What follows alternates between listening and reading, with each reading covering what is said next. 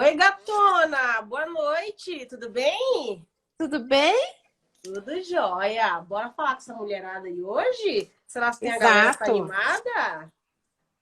Eu acho que sim, né? Tudo bem É, com vocês, gente? Vocês estão animados? Manda coraçãozinho, quem tiver animado. pois é, manda coração. A gente tá carente também, né? Além de tudo. Oi, Márcia. Oi. Conta pra turma o que que a gente veio fazer aqui, né? Por que que a gente tá aqui? A gente veio falar sobre essa mulher de 50, que no caso, né? Temos aqui uma boa amostragem, que sou eu, né? E falar um pouquinho sobre o envelhecimento, sobre, né, sobre essa maturidade, sobre saúde financeira, sobre independência financeira. Na verdade, acho que o foco hoje é falar um pouquinho sobre essa mulher de 50, né? É engraçado, né, Cris? Assim, você fala que você representa a mulher de 50. Hoje você tem 51, 52? 52. 52, né? Tempo voa, amiga. Minha filha, eu me lembro da gente ter conversado, você dizendo que tava com 50 de bola, ela tá com 52, então vambora. Tempo voa. Eu fiz 41, então eu tô no Ah, assunto, cara de né? pau. O assunto que a gente vai falar hoje, essa questão dos setênios. Então, eu tô num setênio anterior ao seu, é uma visão aí da Não, antropologia. você tá 2 setênios antes do meu, porque Não, você tá no sexto setênio eu e tô eu no, já tô no oitavo. eu tô indo pro sétimo, tô com 41, vou pro sétimo, você tá no oitavo. Tô beirando Você o tá sétimo. vivendo o último ano do seu É, sexto setênio. isso, exatamente. Tô com o pé no sétimo lá. E faz uma diferença gigantesca, né? Assim, tava revisando hoje algumas leituras sobre isso, e essa mulher de 50, ela vem agora para pedir alguma coisa do mundo diferente dessa mulher de 40. Eu queria muito, era mais. Agora eu queria te ouvir, assim, quem é essa Cris de 52 que era diferente, que é diferente dessa Cris de 42, de 10 anos atrás, que era um setênio anterior. Quem é essa mulher de 50 hoje, até com relação a o que quer do mundo, o que quer do trabalho, o que quer do dinheiro, o que você quer da vida, minha filha? Bom, eu quero a paz mundial para começar. Oba! Olha, o que eu posso dizer é que os meus olhos se abriram para o mundo de uma maneira muito determinante a partir dos 42. Eu acho que os 42 me fizeram abrir os olhos para o mundo e os 49 foi uma coisa assim, porque parece que você vive os 7 setênios e depois você começa de novo. É um pouco isso, pelo que eu já li e já conversei da antroposofia, né? Então você vive os 7 setênios, é como se eu estivesse começando de novo, né? Só que numa outra dimensão. Então, eu vou começar o oitavo setênio, que tem a ver com o primeiro, né? É o Que eu não. espelhamento. É um pouco isso, mas eu também não entendo tanto. Mas o que eu percebo é assim: não cabe mais fazer aquilo que não tem a ver com o que eu acredito. É muito difícil fazer algo que fuja um pouco daquilo que eu acredito. E aí, na verdade, nesse momento, é mais importante ainda ter uma reserva financeira, né? Você conseguir ter construído coisas, porque ou então você vai ter que construir com aquilo que você acredita, né? Então, assim, é muito. Você não topa determinadas coisas. Eu posso dizer isso, assim. A crise de 42, ela estava muito animada, tinha muitas ilusões, muitos sonhos. Hoje eu tenho muitos sonhos, mas menos ilusões. Eu tenho uma noção mais real das coisas, né? E, o que é às vezes muito difícil, mas também te adianta a vida, né? E também o que eu percebo é que eu não quero mais algumas repetições Uhum. que eu via acontecerem comigo. Agora, é engraçado, isso que você fala, né? Eu acabo trabalhando com muita mulher acima de 40, de 50 anos e acaba expressando bem isso, né? Essa mulher, ela já tem um, um, um paladar mais apurado para aquilo que ela vai escolher, e aqui a gente vai para relacionamentos, para trabalhos, para tudo na vida, mas também é um momento de muito choque com essa questão financeira. É um Sim, momento por de exemplo, a adolescência de um extremo. filho, por exemplo, né? Existe um choque aqui bastante violento com essa questão da grana, porque é como se aquela mulher tivesse se dado conta, cara, fiz 40, fiz 50, e passou, né? E agora? É um pouco aquela história de que será se dá tempo? Existe uma crise ali nessa de será se dá tempo de recuperar? Porque eu trabalhei igual uma anta a vida inteira, fui escrava exaura de tudo ali na vida, e agora eu preciso muito viver uma vida bacana, mas eu não tenho essa reserva. E como é que faz para poder o tempo voltar? O tempo, decididamente, ele não volta. O que você faz com essa questão do tempo e do dinheiro, né? Eu separei, inclusive, um artigo. Ele diz assim, ó, o tema dele é o bem-estar financeiro das mulheres, uma revisão sistemática da literatura. Ele foi divulgado em 2021, e para ser ok aqui, né, com os nomes, Virgínia Nicolau Gonçalves, Matheus Caniati Ponquil e Roberta Gabriela Basílio. Eu tenho esse artigo, então quem gosta até de estudar sobre isso, depois pode dar um alô que eu disponibilizo ele. E ele faz olha, Cris, que interessante, eles fazem um compilado de tudo que existiu de literatura em termos de artigo científico. A gente não está falando aqui de empirismo, de acho que, desde a década de 90 até 2020, reuniram 130 artigos para olhar para esta mulher no mundo. Então, não é uma visão só de Brasil e América do Sul. O que acontece com a mulher quando ela vai se deparar com esse conceito de bem-estar associado com essa independência e essa liberdade financeira. E aí eu volto a pergunta para você, né? O que é bem-estar para você, que acho que é o tema que encabeça aqui o nosso papo. Para a turma que está chegando, a gente vai ter 4 encontros, esse é o primeiro, onde a gente vai falar de bem-estar, finanças para essa mulher de 50 a mais. E esse conceito de bem-estar que eu trago aqui desse artigo, e a gente fala um pouquinho dele daqui a pouco, eu acho quero que é bom ver esse artigo falar. também. Eu vou te mandar, muito gostoso. Bom, eu acho que, na verdade, quando você faz 50, pelo menos comigo foi assim, eu acho que acontece com a maior parte das mulheres. Quando a gente começa a caminhar em direção aos 50, são várias questões que a gente se pergunta, né? Como é que tá a minha vida? Eu tô com quem eu gostaria de estar? Meus relacionamentos estão saudáveis? Eu tô realizada naquilo que eu faço? Eu tenho uma reserva financeira? Eu trabalho com aquilo que eu gosto? Dá tempo de mudar aquilo que não tá bom, né? E isso às vezes gera uma certa angústia, né? Eu levei um pouco de susto, porque eu estava muito ocupada fazendo muitas coisas. Então, a coisa profissional, muita coisa acontecendo, fazendo milhares de coisas. Meu filho adolescendo, sem eu ter percebido, sem olhar. Nossa, tipo assim, foi no meio da pandemia. Olha, ele fez 13 anos e de repente a voz engrossou. Aí, ao longo do primeiro ano de pandemia, 2020, ele cresceu, perdeu as roupas, né? Perdeu todo. Teve um dia que ele não tinha sapato. Porque, assim, em casa o pé dele cresceu, né? E aí te dá um certo desespero. E eu acho que eu só consegui ficar mais tranquila quando eu entendi qual era o meu foco. Eu falei, olha, eu tenho alguns focos aqui. E um deles foi o que foi muito importante, a questão financeira, assim, ter uma atenção maior para a questão financeira, mas não no sentido de ficar desesperada ou ficar, nossa, acabou para mim. Mas é uma atenção, tipo, colocar isso na mira, né? Como algo importante dentro do meu bem-estar.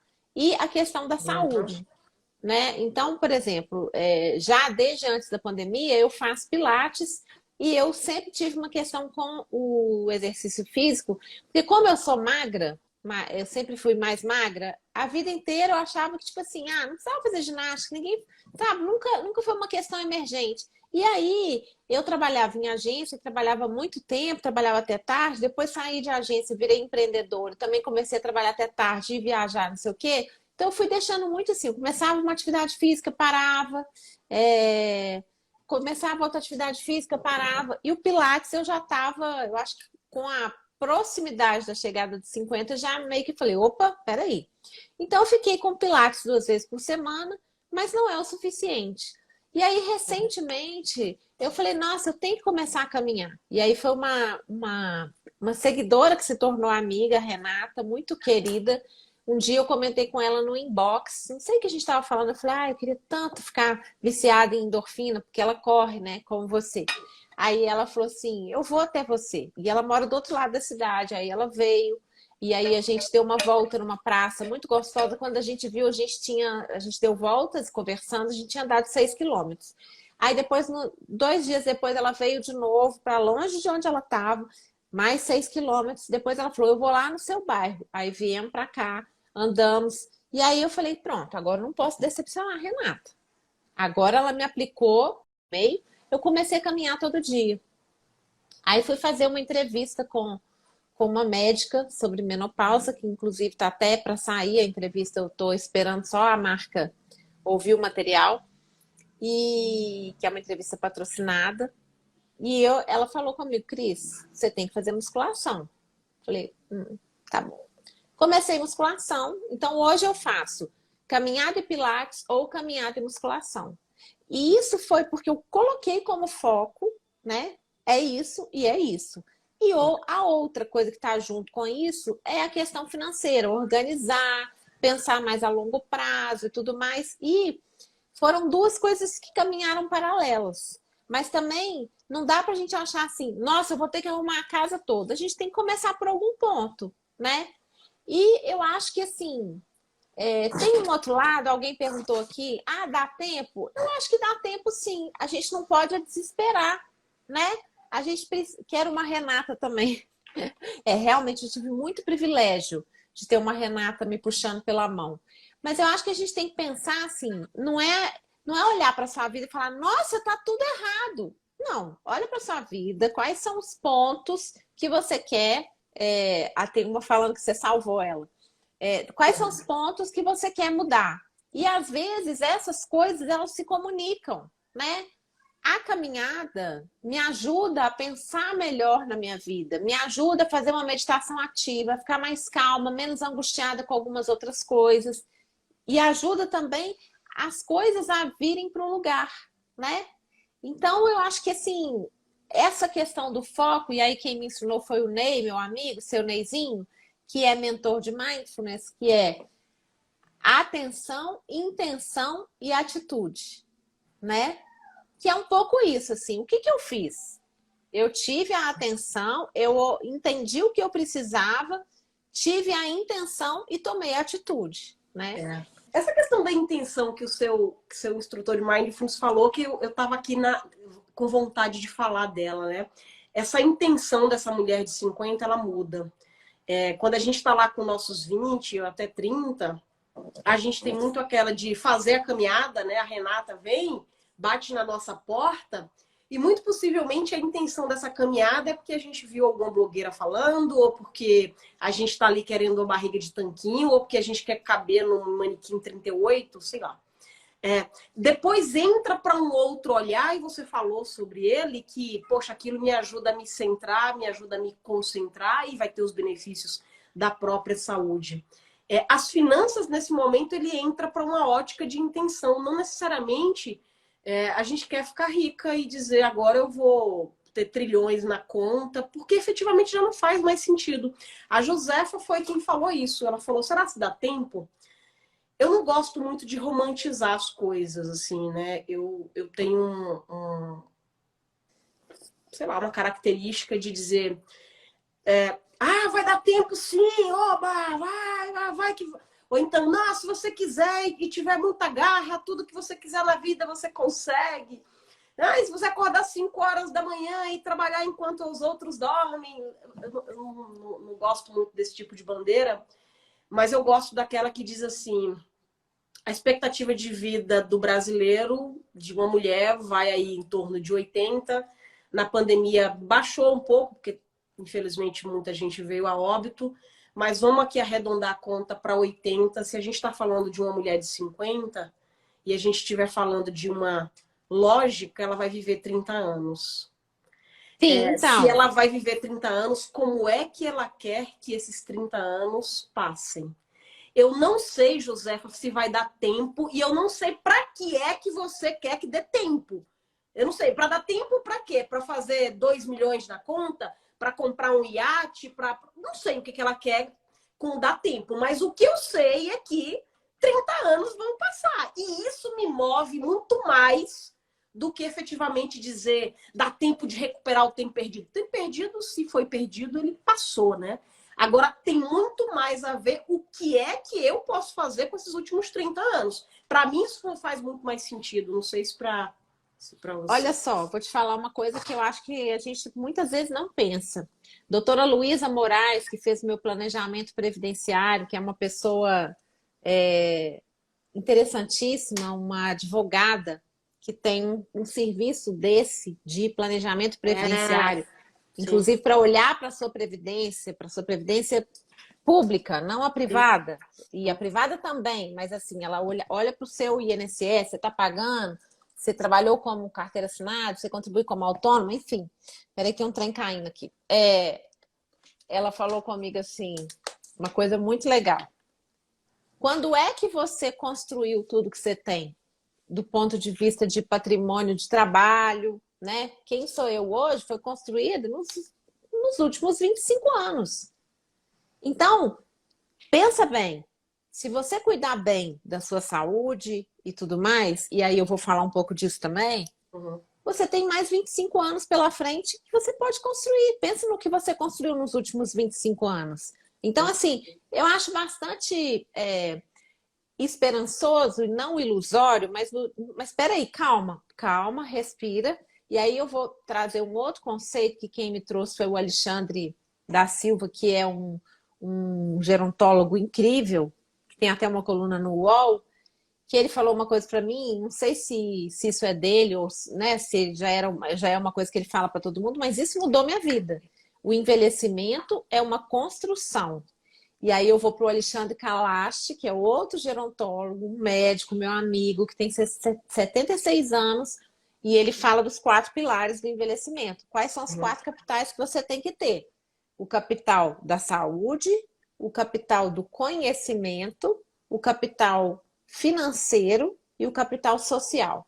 Talvez o social seja um dos mais importantes, porque tem pesquisas mostrando que pesquisas com outros intuitos sobre longevidade, sobre qualidade de vida, né? Tem uma pesquisa muito longeva, uma pesquisa grande que durou mais de 70 anos, que já ainda continua, de Harvard, que chegou à conclusão de que aquilo que faz a vida das pessoas ser melhor e que faz as pessoas viverem bem é o seu capital social, o afeto, as relações sociais.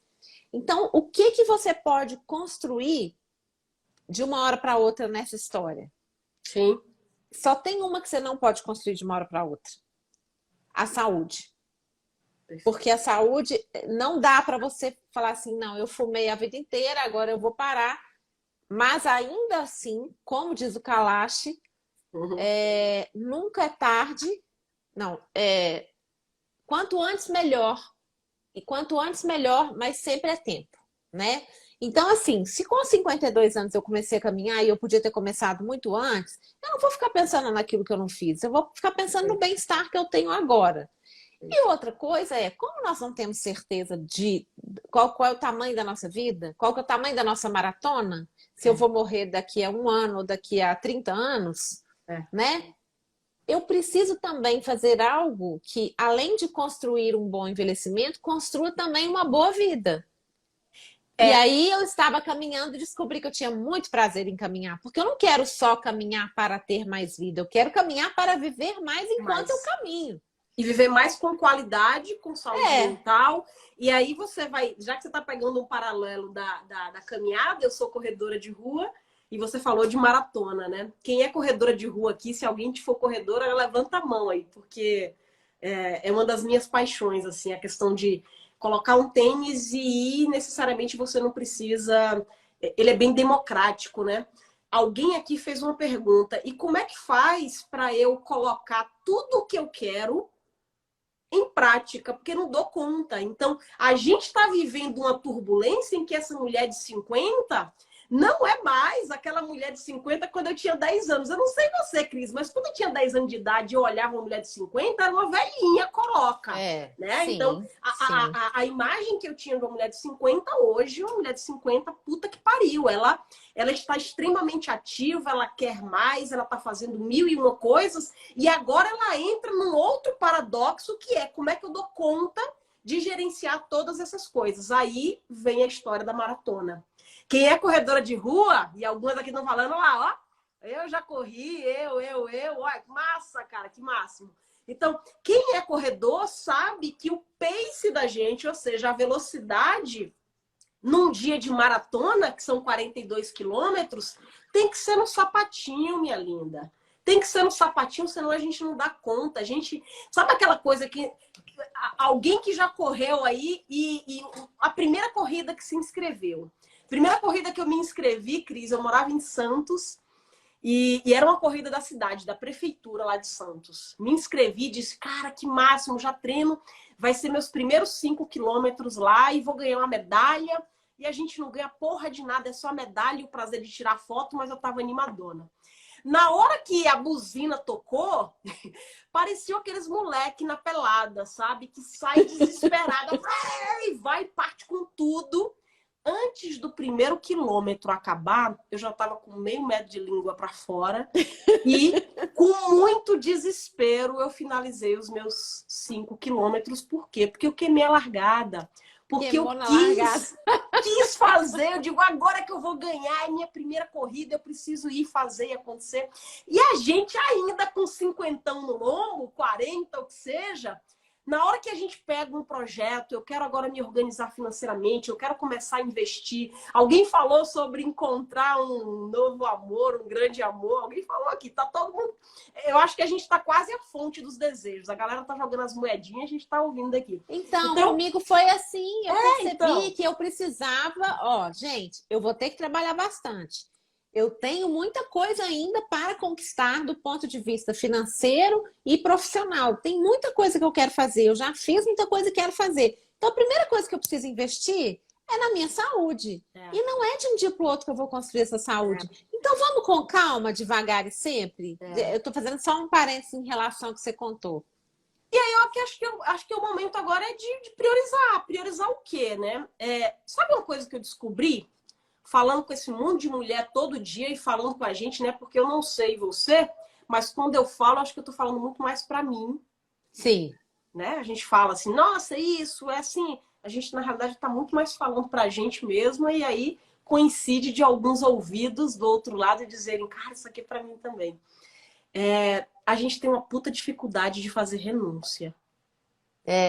A gente tem uma puta dificuldade em fazer renúncia, e dinheiro é muito isso, né? Dinheiro é escolha, né? Porque escolher uma coisa é deixar de escolher todas as outras, né?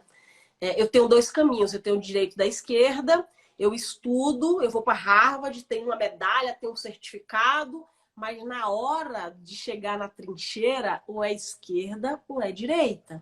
E se eu escolho a direita porque eu tinha livros, conselhos, diplomas, o que quer que seja, nunca mais eu saberei o que terá na esquerda, o que teria tido na esquerda. Pode ser até que eu dê uma volta ao mundo e conheça essa esquerda, mas ela não será a mesma, porque lá atrás ela era outra.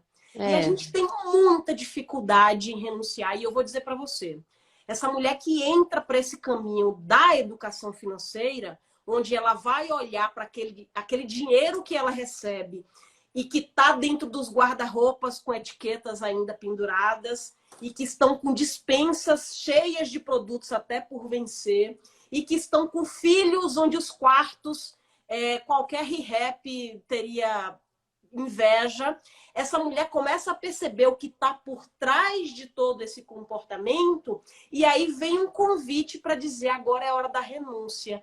E aqui, negona, neguinha, precisa ter mamãe, colinho para chorar. Como é que você mesmo falou uma vez para mim? Chorar na cama que é lugar quente, é isso? Não, você falou assim, peraí que eu vou ali dar uma choradinha e quando eu fiz minha planilha, né? Mas aqui, então eu tenho uma notícia muito interessante. E eu acho que eu percebi isso, assim, de 2 anos para cá. A gente, quando vai ficando mais velha, a gente tem mais condição de guardar dinheiro, de fazer essa reforma na maneira de lidar com o dinheiro, né? Assim, de olhar as finanças, porque nós aprendemos a fazer renúncia. Por quê? Existe uma maturidade. Quando você percebe que você tem menos tempo pela frente, você se torna uma curadora da vida. Outro dia eu falei isso e recentemente vi alguém falando isso e falei, eu acho que eu falei isso primeiro. Não sei quem falou primeiro, não importa. Provavelmente a pessoa falou porque vivenciou também, né? E isso é uma coisa que eu percebi. Diferente de mim aos 40 e poucos ainda, né? Que eu queria tantas coisas e tudo mais, até aos 50. Quando eu criei o blog, o podcast 50 Crises, que eu falo que eu sou múltipla e eu sou. Hoje em dia, eu penso assim, eu sou múltipla, mas eu preciso fazer menos coisas. Uau. Porque eu não posso abraçar o mundo com as pernas. E isso está muito claro para mim. As prioridades, elas começam a ficar mais claras porque você tem uma serenidade. Essa serenidade vem aos 50. A serenidade de falar assim, calma, você não vai conseguir tudo. Mas o fato de você ter menos tempo pela frente, que pode ser desesperador, por um lado você fala assim, então tá, vamos escolher. É igual você pegar um cardápio e falar, maravilhoso. Todos os pratos parecem maravilhosos, mas você só tem aquele momento para você jantar. Você vai ter que escolher, né? E essa coisa do cardápio vem pra gente quando a gente está em aula. Cara, essa história do cardápio é muito legal. Se fosse combinado, não teria dado tão certo. Agora você me dá um exemplo do cardápio. Porque a gente fala assim, a fome, a história do Clóvis de Barros, que fala inédita pamonha. Né? Então você tá com a fome, você vai comer a primeira pamonha, desesperado, na segunda já não é mais, na terceira, na quarta você não aguenta mais. O cardápio, a possibilidade de você comer um prato, ela é única, é só aquele momento que você tem que renunciar aos 28 opções e é muito desgastante, desgraçado eu ir olhar um cardápio e ter que escolher ele pelo lado direito dele. É muito triste, né, mãe? Então, olhar o cardápio e escolher pelo lado direito, sabendo que eu tenho uma única chance, porque naquele momento eu quero fazer daquele momento uma coisa gostosa, escolher ele pelo lado direito, é muito punk, é muito foda, assim. Mas aqui eu quero te perguntar, aí eu volto a pergunta para você, né?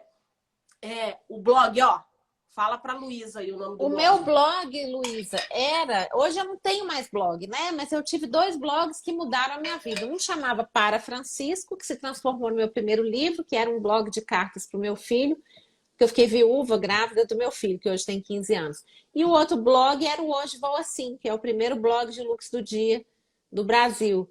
Eu peguei a minha consumidora compulsiva, que já tinha comprado muita roupa, e recém-enviuvada, coloquei essas roupas todas para jogo e fiz durante 6 anos, todo dia um look do dia, foram mais de 1.300 looks, e depois isso virou livro e tal, e era usar as minhas roupas, né?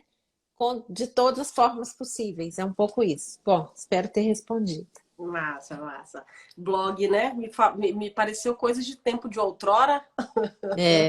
Eu comecei em 2007, né? Maravilhoso. E não tá mais no ar, porque eu não consegui manter. Eu tenho esse blog todo, mas enfim, são muitas fotos e por causa de programador, gente, tirei do ar. Pronto, depois de vez em quando eu trago umas fotos, tá? São as escolhas e as renúncias, é isso, minha amiga? Olha exato. só, as escolhas e as renúncias, né? E para quem escolheu estar aqui com a gente, hoje é o primeiro papo de um total de 4. Já marca aí que o próximo é para 6 de outubro. 6 de outubro. 6 de outubro. Cada encontro vai ter uma espécie de tema, sim, voltado para essa história de bem-estar e finanças, sim, mas vai ter um tema. E para quem quiser acompanhar, Cris, tem uma história, né? Vai estar aqui, a gente vai bater esse papo, mas entre um papo e outro, tem um grupo de WhatsApp onde a gente vai fazer algumas brincadeirinhas sérias lá. Tem algumas atividades voltadas para esse tema de finanças, de bem-estar. Então, no link das nossas bios, tem lá o local onde se inscreve para receber, inclusive, as gravações dos nossos encontros. E vai ter algumas interações lá com algumas atividades que vai trazer esse convite e trazer essa provocação para a gente pensar qual é o bem-estar que eu quero para mim. Por que eu começo a falar sobre isso? Porque isso é extremamente subjetivo. Eu já vi alunas e já vi mulheres dizendo que o significado de riqueza para ela, que é um tema tão confuso às vezes, porque eu digo assim, não, mas eu não quero ser rica. Porque se eu sair por aí falando que eu quero ser rica, as pessoas vão me olhar, inclusive, de forma esquisita, aquela pessoa ali é meio gananciosa, maquiavélica. Imagina eu no almoço de domingo com a família dizendo que eu quero ser rica, o que que vão pensar? E aí, né, a gente tem uma dificuldade meio visceral de falar sobre isso.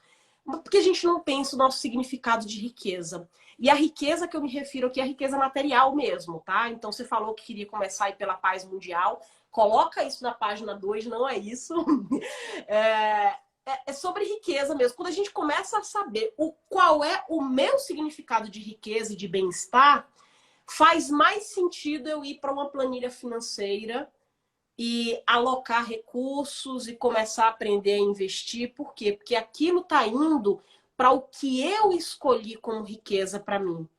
Que não necessariamente é a riqueza que eu aprendi dentro de casa ou na A escola ou em riqueza, para mim, outros por lugares. exemplo, não tem nada a ver com ostentação, tem a ver com tranquilidade, tem a ver com todos os boletos no débito automático, Maravilhoso.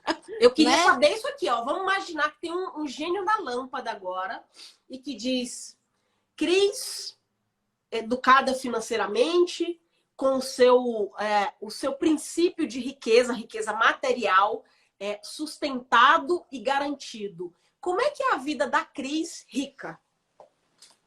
Eu acho que a vida da Cris rica não tem a preocupação das oscilações do mercado, né? Porque como eu sou autônoma, existem oscilações.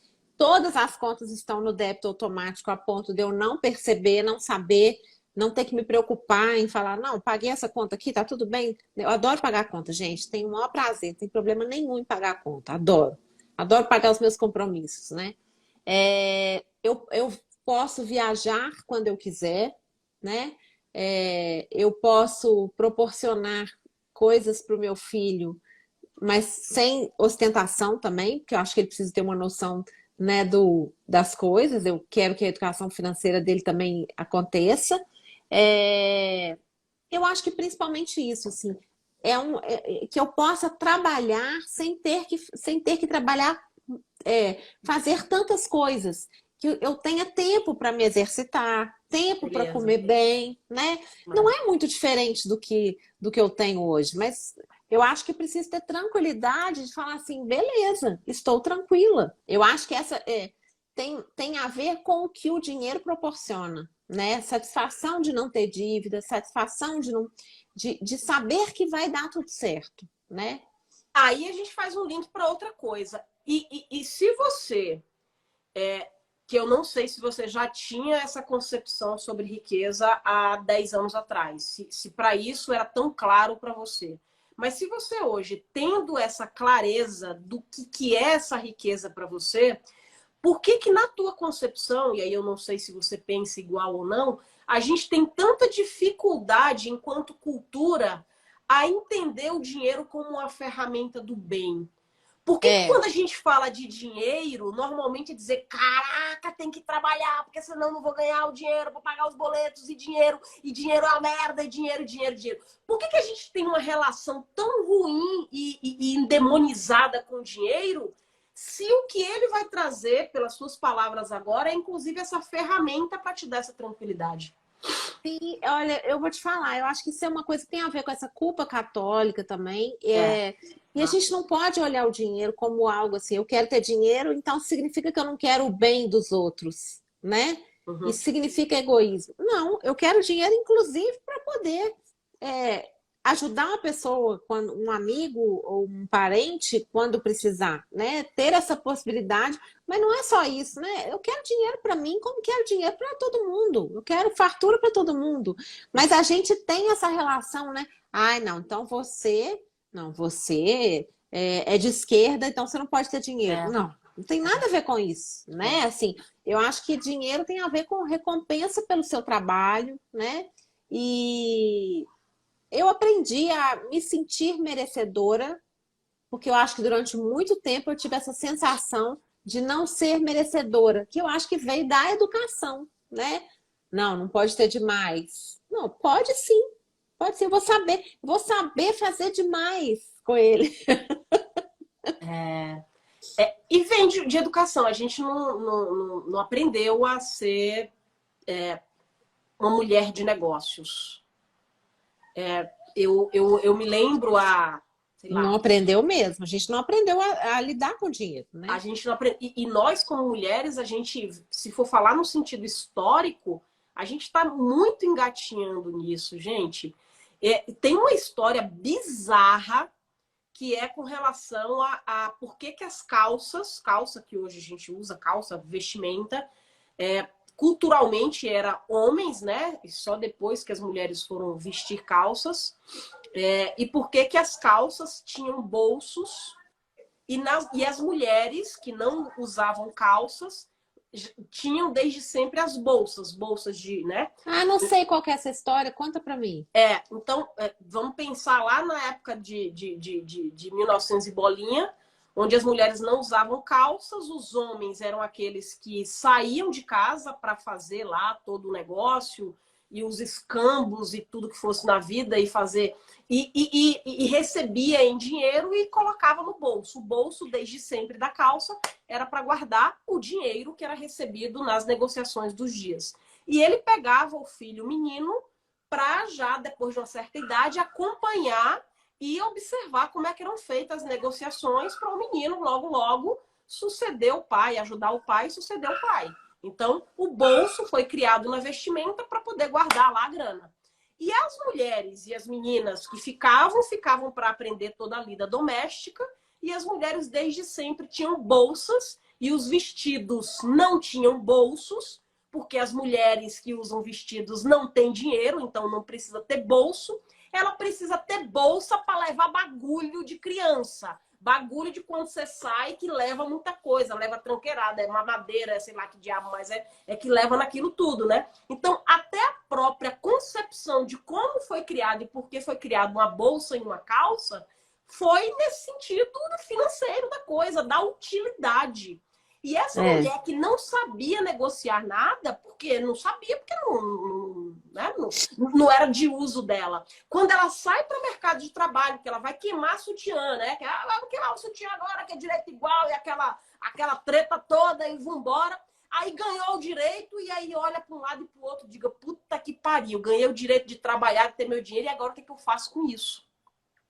E essa pergunta é de agora. Não é de lá de trás, quando queimou a sutiã, não. Nós estamos aqui, e aí engole o choro, né? Porque a gente não fala isso para ninguém, mas a gente fala para a gente mesma, dizendo, como assim eu tô num trabalho desse que eu recebo 10 mil reais e eu não sei o que fazer com essa merda?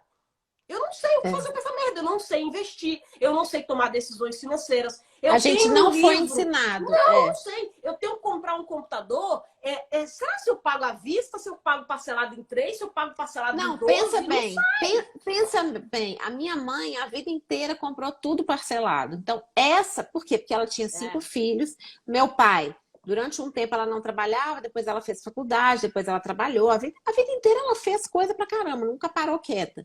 Mas o papai dava o dinheiro, ou ela ganhava o dinheiro também, e ela tinha que dar conta daquela casa com cinco filhos, supermercado, vestir todo mundo. Então, ela sempre parcelava tudo.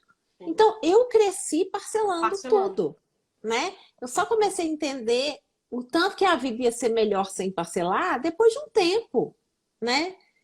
E isso a gente vai levando E adiante. vai levando sem... aquela coisa, né? Você pode parcelar. Eu posso comprar uma geladeira aqui agora, parcela em 12 Eventualmente vezes, você pode de parcelar, mas forma você não tem que consciente. ter a cultura do Não, parcelamento como seu hábito. como hábito. Ou o contrário, né? Quem é que falou aqui? Alguém falou sobre a Estela, que foi educada a não gastar. E aí a Sim. gente vai para.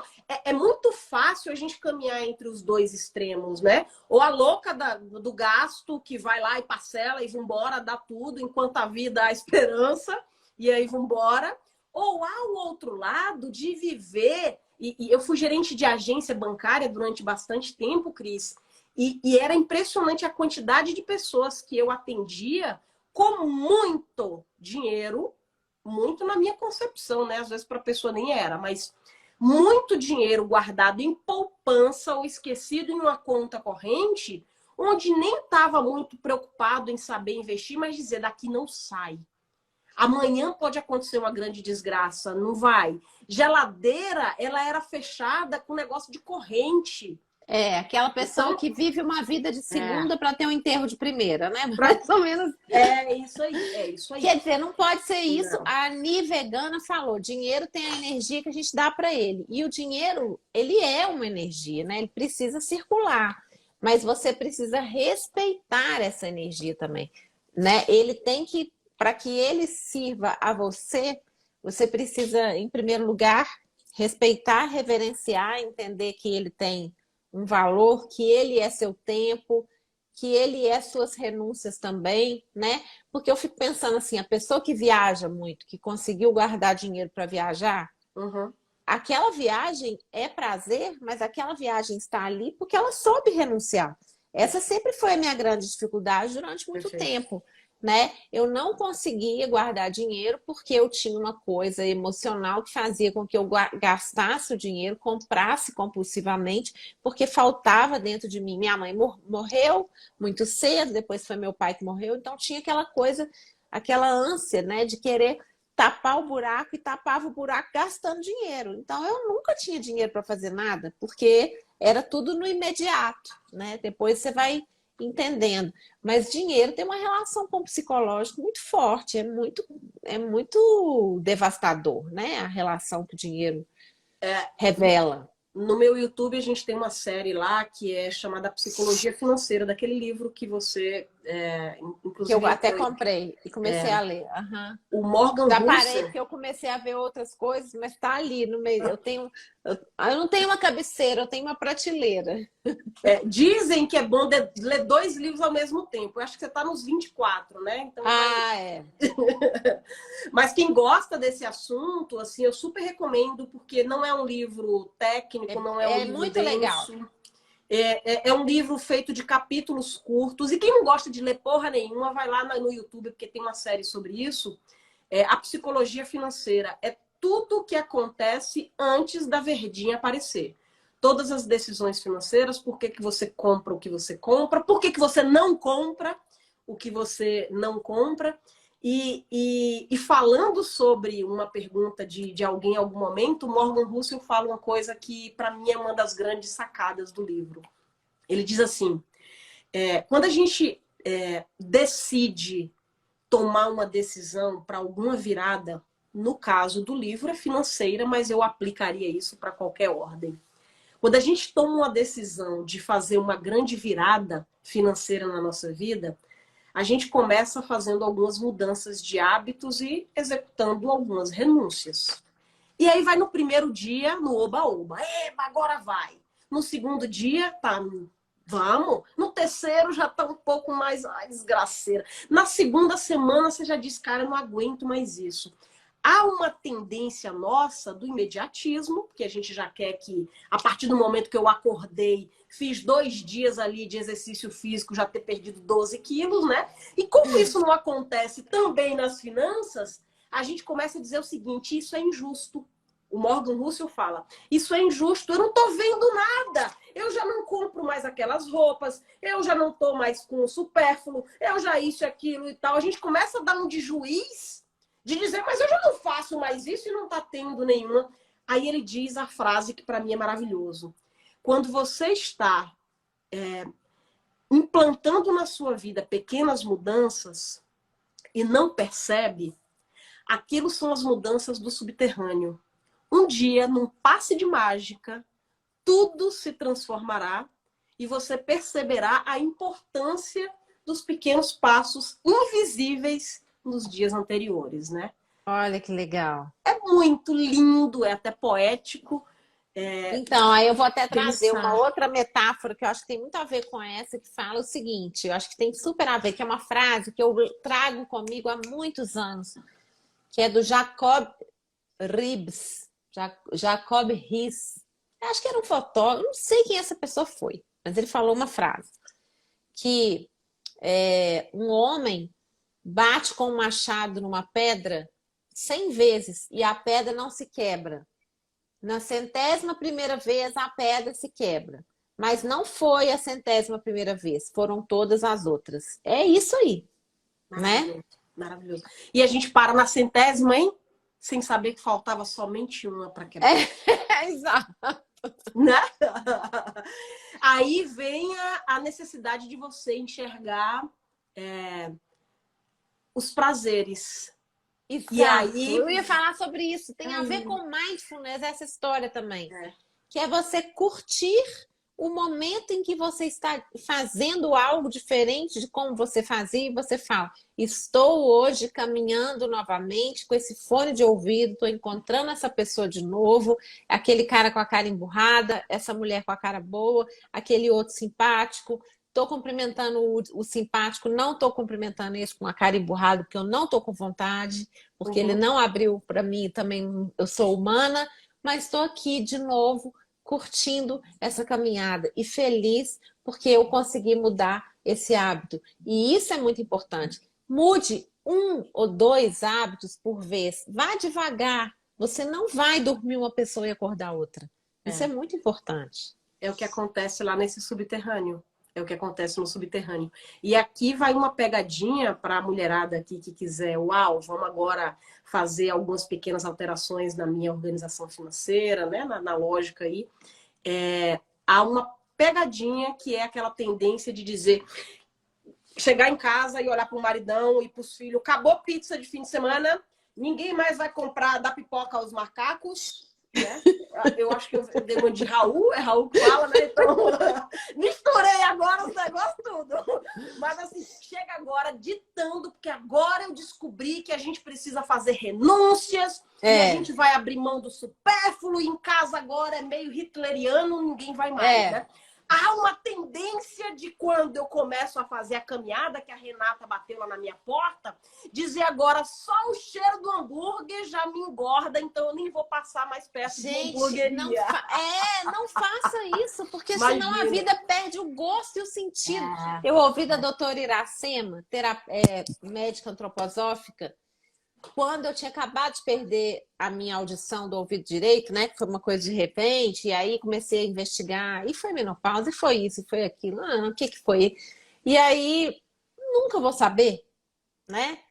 E aí a doutora Iracema falou, Cris, que eu tenho uma paixão muito grande por um pão doce, aquele pão doce com açúcar em cima. De vez em quando eu compro ele na padaria, e aí eu compro 3, porque eu sei que durante 3 manhãs eu vou passar uma manteiga e fazer esse pão na chapa, e quando eu virar na parte da manteiga vai dar aquela derretidinha, e aí eu viro de novo e ele fica com um carameladinho. Né? E eu falei isso com a doutora Iracema. E ela falou, Cris, você precisa do seu pão doce de vez em quando. Porque senão a vida fica intragável, né? Então você precisa colocar várias coisas e o prazer no meio dessas coisas, né? E aqui a gente tem autorização para isso. Eu falo muito com a nossa turma aqui falando do gastar sem dó. Gente, pensa o que é gastar sem dó. Gastar sem dó é orgásmico, né? Você disse, eu gastei, não senti dó nenhuma, não senti dor, não voltei com cartão de crédito em 1000 parcelas e tá tudo bem. Agora, como é que eu chego nesse estágio quando eu começo a ter uma dominação maior sobre o que é que eu preciso fazer com o meu dinheiro, olhando para esse futuro, olhando para esse presente? O Pão Doce, nos meus stories de hoje, por coincidência, eu li o capítulo de um livro da Oprah, que é O Que Eu Sei de Verdade, e ela falando sobre isso. Ela falou, a partir do momento que a gente começa a aproveitar as delícias, isso ela fala, olha, muita coincidência, ela falou, eu tinha 108 quilos, foi o maior peso na vida dela, né, quando ela ficou mais pesada, e ela conheceu um camarada lá numa academia e ele foi dar uma dica para ela que esquece essas dietas malucas, o que você precisa é ter cuidado com o que você come. Dali ela começou a fazer uma horta em casa e aí a história segue e ela diz o seguinte, eu tenho uma barra de chocolate em casa. E aí eu sei que não faz sentido hoje, nessa sentada aqui, pegar aquela barra de chocolate inteira. Mas eu pego 2, 3 tabletes, eu como com o prazer que aqueles 2, 3 tabletes vão me dar, e mais do que o prazer que ele está me dando, é o prazer de que amanhã vão ter mais 2, 3 para mim no mesmo lugar. E antes eu nunca tinha parado para isso, porque eu pegava aquela barra, eu parecia uma louca alucinada com aquilo que não me dava. Era prazeroso. Nem era prazeroso, porque tem um quê de autopunição, né? Porque eu lembro isso, assim, quando eu era consumidora compulsiva, eu me sentia culpada e aí eu comprava mais. Hoje, quando eu compro uma coisa, igual assim, tem poucos dias que eu comprei uma roupa na Osklen, fui lá à vista, comprei Osklen, uma coisa que dura para sempre, né? É caro. Mas assim, e aí eu vou passar por onde eu quero chegar. Que prazer comprar isso. Já tinha muito tempo que eu não comprava nada. E tem uma outra coisa, além de durar a vida inteira, outra coisa que eu percebi, que aí eu me conheço, e aí entra o autoconhecimento, que para cada um vai ser de uma forma. Perfeito. Eu descobri que o cartão de crédito não é uma coisa que me faz bem, né? Uhum. Eu não lido bem com cartão de crédito, eu perco o controle. Então, eu uso o cartão de crédito de uma maneira comedida. Eu prefiro comprar à vista, né? E isso é fundamental para eu entender. Tem pessoas que vão usar o cartão de crédito da melhor maneira possível, vão querer comprar tudo com cartão para poder trocar por milhas. Isso é autoconhecimento. O que funciona para mim pode não funcionar para você e vice-versa. E sobre o pão, a gente tem o Alexandre Aguiar Kimi, Nutri, que é nutricionista e colocou assim, isso aí, Cris. Que bom, tá vendo? Ele sabe que dá para a gente aproveitar de tudo, né? Então, por mais que a gente saiba que vão ter momentos de renúncias, não transitar nos dois extremos. Eu acho essa magia da vida maravilhosa, porque eu falo isso para você, mas falando para mim.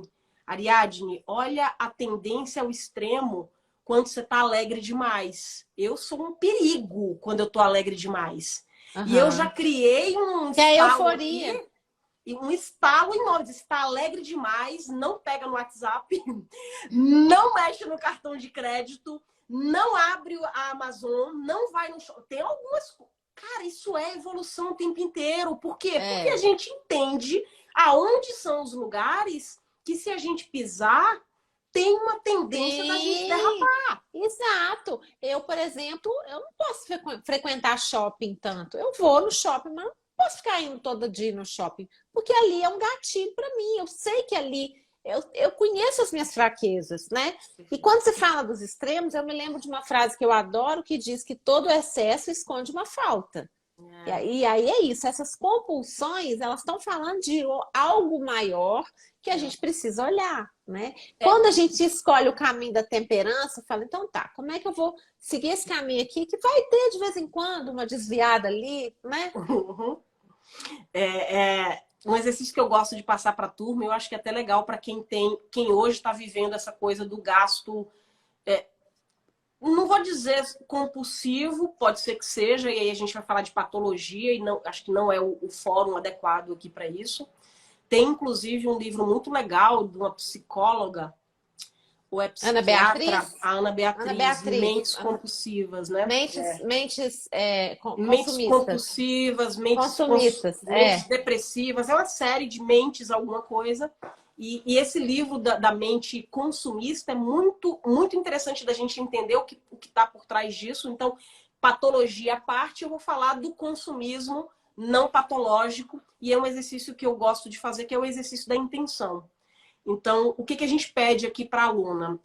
Se você é do Excel, usa Excel. Se você é do Notes ali, do celular, usa o Notes. Se você é do papel de pão, que seja, usa o papel de pão e anota o que você gastou. Ah, eu fui e comprei um livro hoje.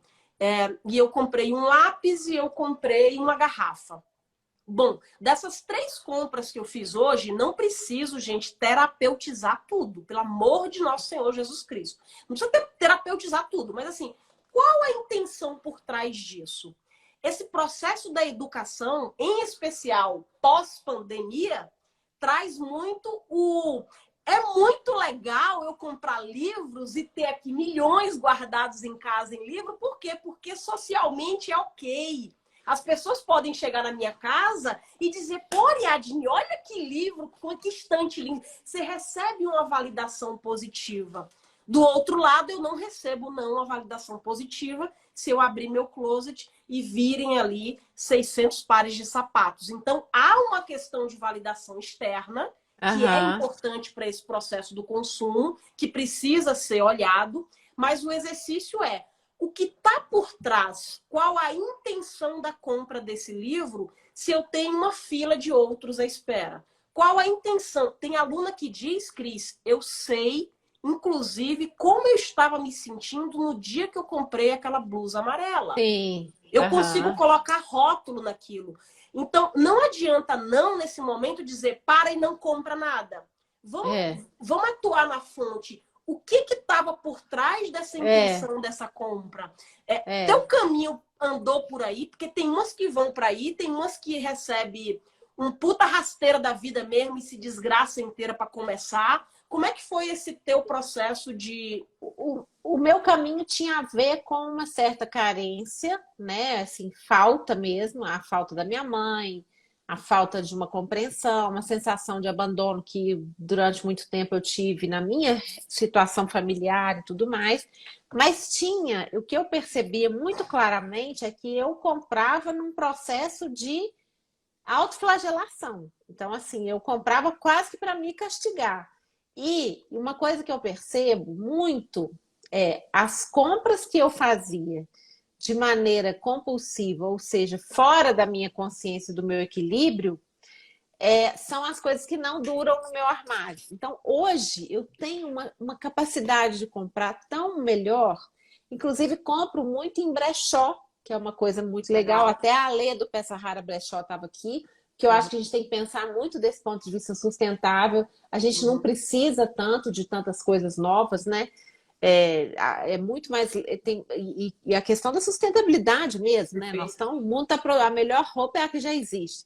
Mas assim, por exemplo, quando eu vou numa liquidação ou num brechó, eu vou com um olhar de curadoria e achar um grande achado. Sabe assim? Nossa, isso foi quase um olhar de colecionadora. É um processo. Não e aí você fala, isso foi um achado. E aí você olha para aquilo e tem prazer todas as vezes que você olha para aquilo, sabe? Porque você percebe, olha de novo as suas roupas, ou os seus livros, ou aquilo, né? Olha aquilo que você comprou demais e lembra do momento em que você comprou para você reconhecer o estado de espírito que você estava. E muitas vezes você percebe, aqui eu estava nervosa, aqui eu estava, olha, essa foi uma grande compra, né? Tanto é que eu faço muito bazar das minhas roupas, mas cada vez eu tenho menos coisa para vender, né? Mas assim, também não fica no meu armário. Se eu começar a perceber que não tá rodando, não tá saindo para passear, já ponho aquilo ali para conhecer outras pessoas. Sabe uma coisa legal que a gente precisa fazer de vez em quando é mudar de casa. Aí na hora que tem que aí você vê a quantidade de coisa que... Não. Olha, eu mudei muito. Como eu fui bancária durante muito tempo, esses dias eu contei, parece que eu tinha chegado à conta de 17 lugares, 17 mudanças. E como eu mudei muito, várias. Gente, tem uma frase que eu gosto muito, que eu não sei nem imagino quem disse, e aí, infelizmente, fica por aí. Mas assim, o jeito que a gente faz uma coisa, a gente faz todas as outras. Então não Que é legal. coincidência. Não é coincidência. Em uma época em que eu estava arruinada financeiramente, completamente desorganizada, compulsiva com compras, ganhando um salário altíssimo, muito bem empregada, mudava a cada 1 ano e meio, porque eu ganhava um novo. Ganhava não. Ganhar não, pelo amor. Eu trabalhei pra cacete. Eu recebia lá uma promoção e eu fazia mudança de casa. Cris, eu encaixotava aqui. E aí chegava na nova casa, o que você faz? Você vai logo arranjar um jeito de deixar uma cozinha funcional, o seu quarto com as suas roupas, e aí vai aos poucos, né? Então, normalmente você vai ali cozinha e quarto, e o restante vai aos poucos. Não foram poucas as vezes que era dia de mudar de novo, e a caixa da mudança anterior ainda estava lá fechada. Olha. E aí eu dizia assim, o que diabos tem dentro dessa caixa? Porque se passou 1 ano e meio e nem aberta ela foi, imagina o grau de utilidade dela na minha vida. E aí quando eu abria, mesmo com essa pergunta, eu dizia, nossa, esse lápis aqui que é meu... Olha que absurdo, gente. E aí a gente tem um negócio e eu não posso abrir mão dele e o raio da caixa ia de novo e tal. E eu mudei agora, tem 2 semanas, tem 15 dias que eu cheguei nessa casa. E é muito legal quando a gente tem filho, e a gente já tá em outra cabeça de velho, né? Que essa conversa é conversa de velho já, né? Então, quando a gente já tá com cabeça... Mas isso que é legal, velho é muito mais legal. E aí, quando eu cheguei aqui, e aí fui fazer o exercício com as meninas. Eu tenho 2, uma de 13 e uma de 8, e a gente foi fazer o exercício da utilidade. Aí a gente olhava assim, fazendo isso com elas, né? Mamãe, isso aqui é útil? Porque se não fosse... Já, isso aqui é útil. Mas você está usando? Estou. Então, vamos lá, guardar no armário. É útil, mas eu não uso. Então, vamos para doação e repensar ali o que aconteceu. E se não é útil para ninguém, então é lixo, né? Então, a gente categorizou... Pode ser o método Marie Kondo. Desculpa te interromper, mas o então método não sabia nada, minha filha. Marie Kondo. Conta aí. Marie Kondo é o método, a mágica da arrumação. É uma japonesa que até tem programa dela no Netflix, mas ela tem 2 livros e ela fala assim: você não escolhe o que você vai descartar, você escolhe o que vai ficar, né? E aí você olha e fala: essa girafinha aqui, que por sinal é para guardar anel, mas o meu gato fez xixi nela, porque meu gato anda fazendo xixi em tudo, me faz feliz? Não é a utilidade. Me faz feliz? Sim, ela fica. É um pouco isso. Tá? Desculpa te interromper, mas é porque o método é muito legal. Nossa, mas será que eu estou preparada para essa da felicidade? Porque eu acho que eu vou estar sentindo felicidade com todas as tranqueiras que eu guardo. Eu não sei se eu tenho essa maturidade. Eu fico tremendamente incomodada quando eu vejo algo que está... Assim, eu já me vi em vários momentos, tem até um vídeo sobre isso, que é: as coisas me desorganizam. Porque eu me vi num momento da vida, e muitas vezes eu me vejo, em que eu estou trabalhando para as coisas. Boa. Eu tenho tanta coisa que eu estou trabalhando para elas. Boa, e no meu caso é porque a Mari, minha amiga, está aqui, que fantástico, vou ter que voltar aqui para assistir do começo depois. A Mari é muito querida, muito, muito querida, das pessoas mais sábias e poéticas que eu conheço. E eu me via muito assim. Então, eu preciso me livrar de coisas constantemente, fazer uma arrumação, olhar e falar, e me desapegar. Desapego, para mim, é fundamental. Mas deixa eu te contar uma coisa, porque eu te interrompi e nunca mais deixei você continuar falando. Ai, que horror. Eu acho que minha fala não era útil, gente. É o exercício da utilidade. É que eu percebi com o meu consumo compulsivo uma coisa durante muito tempo, que eu percebi o seguinte: quando você estava falando isso, você tinha muito dinheiro, estava gastando compulsivamente, não sei o quê. Uma coisa que o meu consumo compulsivo me mostrou é que eu não estava feliz com o que eu fazia. Eu trabalhava com publicidade e eu gastava meu dinheiro antes mesmo de receber. Então, toda vez que eu tinha o salário para receber, eu só tinha conta para pagar. Por quê? Porque eu trabalhava até tarde, tinha que fazer hora extra, não ganhava hora extra, gostava do que eu fazia, mas era sempre extremo. O cliente não gostou da campanha, faz de novo, faz mais 3. Era horrível isso. Eu não gostava dessa vida. E eu acho que o consumo compulsivo falava isso para mim também, entendeu? Então não era só comigo o problema, era também tinha a ver com a minha profissão. E isso mudou muito depois que eu mudei de profissão, passei a fazer o que eu gostava. Mas voltemos. Voltemos. Eu já não sei mais onde é que eu estava, mas aí você me lembrou agora. Você me lembrou agora do Kiyosaki, que ele vai falar sobre a corrida dos ratos.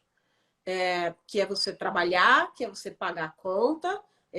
Você trabalha, você consome, você paga a conta, e você trabalha e você fica naquela corridinha. Sabe aquele desenho, né, que fica passando aquelas rodinhas? Do hamster.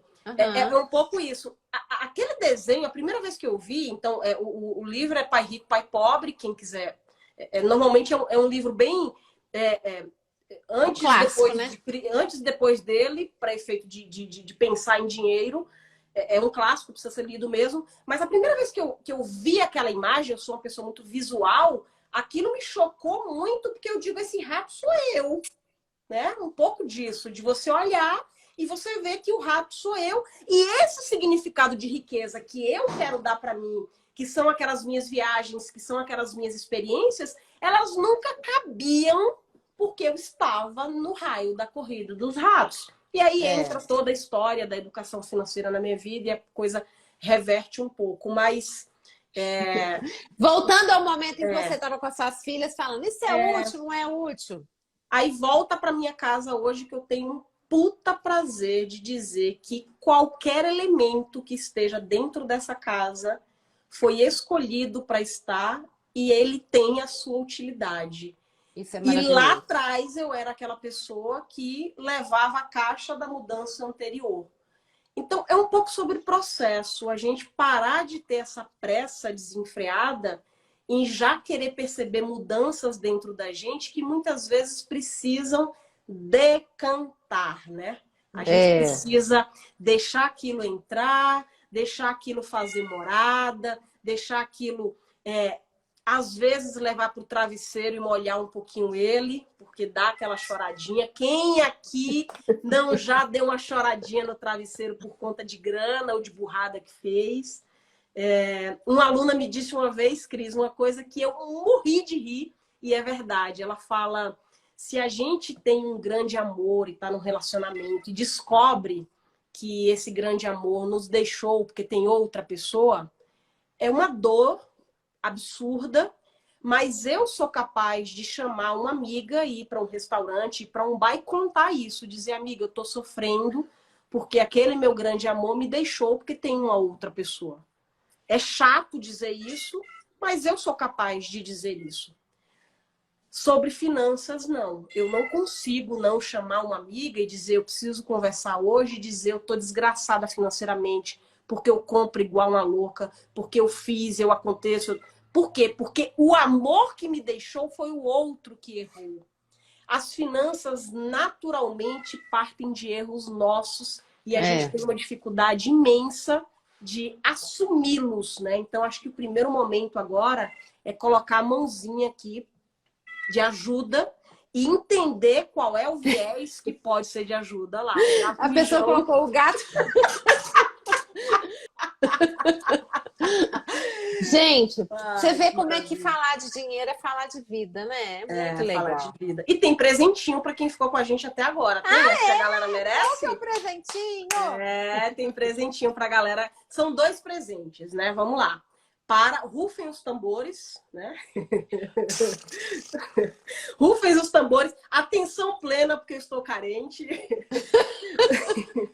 Bom, são 2 presentes. Um, já falei, que tem a ver com quem está inscrita entre amanhã e até o dia 6, que é o nosso segundo encontro. A gente vai ter alguns exercícios lá no grupo de WhatsApp, onde a gente vai falar um pouco mais sobre esses assuntos e passar para a vida mesmo da pessoa, para ela poder fazer o exercício lá na vida dela. Então, esse é um que eu já tinha falado. O segundo exercício é o seguinte, o segundo presente, a gente vai colocar agora aqui no comentário, vou colocar aqui fixado, um link onde, presta atenção, as 10 primeiras pessoas que preencherem aqui um formulário, e é um formulário gratuito, não tem pegadinha nem nada,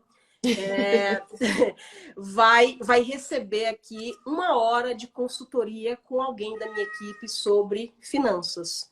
Vai te ouvir, vai entender qual é o teu momento, vai traçar mesmo um plano de ação, tá? É um plano de ação mesmo, é zero pegadinha, zero enrolação. É ouvir qual é o teu momento e traçar um plano de ação, tá? Então, A Andréia está perguntando como faz para participar do grupo de WhatsApp. Legal. Tá no link das nossas bios, perfeito? Uhum. Então, no link da bio da gente. E dia 6 a gente tá aqui de novo, né, gata? A gente tem umas coisinhas ainda para aprontar aqui com essa galera, né? Porque, na verdade, a gente tem muito para conversar. Não vai acabar esse assunto tão cedo, não. Ó, né? eu tô aí no fim de semana e a gente vai conversar pessoalmente. Não vai conversar pessoalmente? A gente vai conversar pessoalmente e para uma galera que tiver lá no grupo de WhatsApp, a gente vai fazer umas brincadeiras boas, vai rolar um negócio de uns livros autografados, não vai? Vai rolar. Vai rolar um negócio de uns livros autografados. Agora, só quem tiver na bagunça lá do WhatsApp. Quem não tiver, as velhas que quiser dormir, já pode dormir, não entra lá para fazer bagunça, não. Adorei, vai ser ótimo, tá? Obrigada. Espero aqui, tá? Foi maravilhosa essa live. Eu queria ler todos os comentários. Muita gente legal participando, gente. Adorei, foi muito bom. Eu vou ter que assistir de novo, foi boa demais. Tá bom, eu também amei. Obrigada, um beijo para todo mundo aí. Até mais. Beijo, viu? Boa noite, gente. Adorei. Até mais, tchau.